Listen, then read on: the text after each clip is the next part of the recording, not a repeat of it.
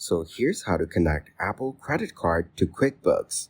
First of all, open up your web browser and search for QuickBooks.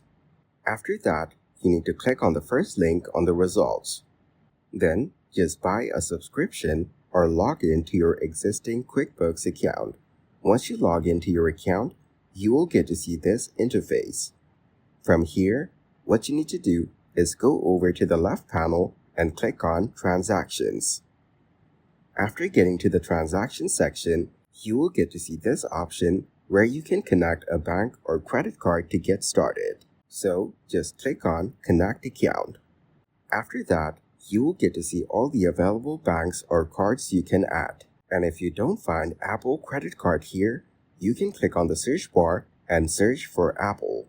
And from here, just select the appropriate option and your Apple Credit Card will be connected to QuickBooks.